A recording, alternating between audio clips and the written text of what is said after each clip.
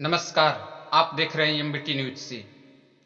दोस्तों, इंसान को कभी धर्म संकट जरूर जीवन में एक बार आता है, लेकिन अगर किसी की जिंदगी में बार बार धर्म संकट आए तो बड़ी दुर्भाग्य की बात होती है। दोस्तों, इंसान कोई भी ऐसा नहीं है जो चाहता नहीं है कि हम अच्छा काम ना करें, लेकिन कुछ उसको ऐसी शक्ति है जो कंट्रोल करती है, जिसकी वजह से इंसान जो कि अच्छा काम नहीं कर पाता है। जैसे कि मैं बात कर रहा हूं, डिवाइस चंद्रचूड़ साहब इलेक्ट्रिकल बॉन्ड पर जैसे बैन लगाएं और एसबीआई को जो कि नोटिस जारी किए कि आपको एक हफ्ते के अंदर जो कि चुनाव आयोग को यह बात सौंपना है, पेपर सौंपना है कि चुनावी चंदा किस पार्टी को कहां से और कितना जेके मिलता है।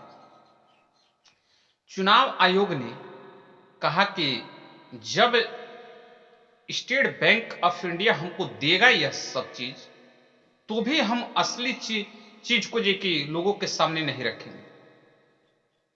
इसके जवाब में जेके चुनाव आयोग जी फिर क्या बोला, जब पूछा गया उससे कि क्यों नहीं रखेंगे, तो उसने बोला कि अगर एसबीआई हमको देती है तो हम उसको आसान भाषा में करेंगे ताकि लोगों को समझ में आए कि क्या कहना चाहते हैं स्टेट बैंक और चुनाव आयोग।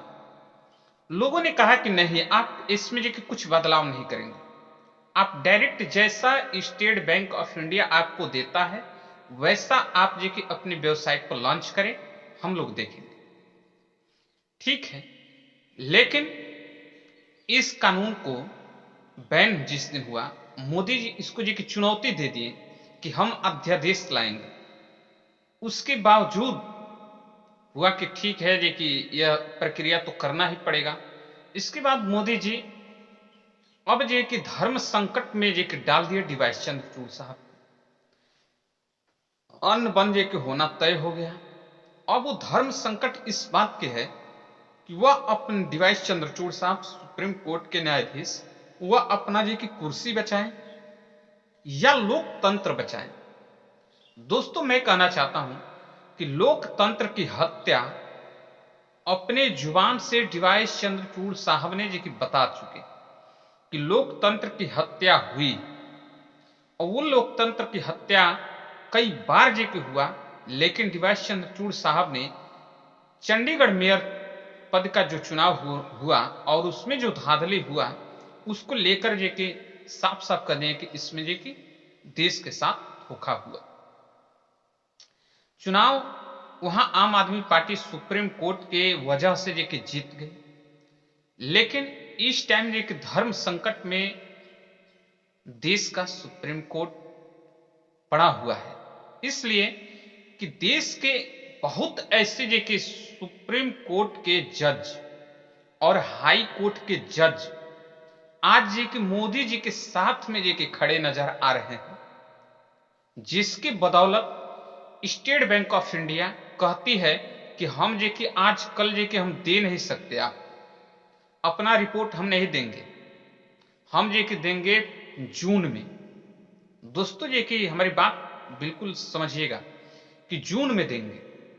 अब बताएं, मार्च में अप्रैल में चुनाव समाप्त हो जाएगा, चुनाव होकर खत्म हो जाएगा, मई रुक के जून में वह दे देते हैं, तो फिर कौन जानेगा कि वो क्या दिए नहीं दिए, या सरकार फिर से रिपीट हो जाती है तो क्या इस चीज को दोबारा जी की उजागर होने देगी? नहीं होने देगी। अब इसी बात का धर्म संकट है कि वह अपना जी की कुर्सी जी की बचाएं या लोकतंत्र को बचाएं।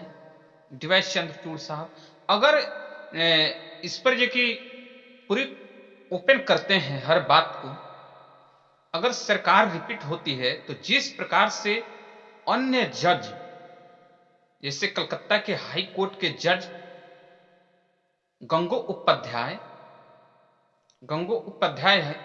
हाई कोर्ट के जज हैं कोलकाता के, और वह जो कि इस्तीफा देकर के राष्ट्रपति द्रौपदी मुर्मू को इस्तीफा देकर के और चुनावी मैदान में जो कि उतर गए, और वो भी बीजेपी के सीट से चुनाव लड़ने जा रहे हैं। वह व्यक्ति जो कि मोदी जी के सपोर्ट में है। और इधर जो कि सुप्रीम कोर्ट के अश्वनी उपाध्याय जज हैं, वो भी जो है कि 400, मोदी जी तो 400 कहते हैं, लेकिन अश्वनी उपाध्याय 404 सीट पार के जो की बात कर रहे हैं और बहुत ऐसे कानून में तब्दीलियां जो कि करने को बात कर रहे हैं। तो ऐसे ऐसे जज जब मोदी जी के साथ में कंधे से कंधे मिलाकर के खड़े हैं, तो एक जज अकेले क्या कर सकता है?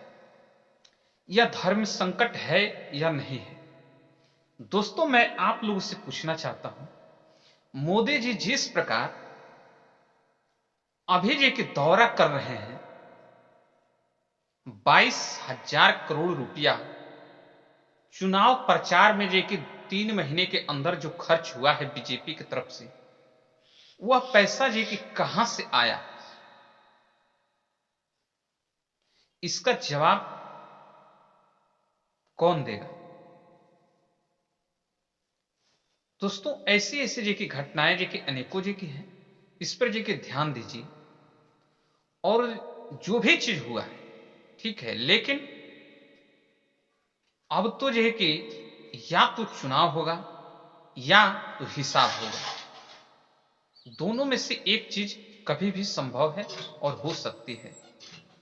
दोस्तों, हमारे चैनल पर जो विजिट कर रहे हैं तो हमारे चैनल को सब्सक्राइब करें और चैनल को मजबूत करें ताकि आवाज को आगे बढ़ाई जा सके। धन्यवाद।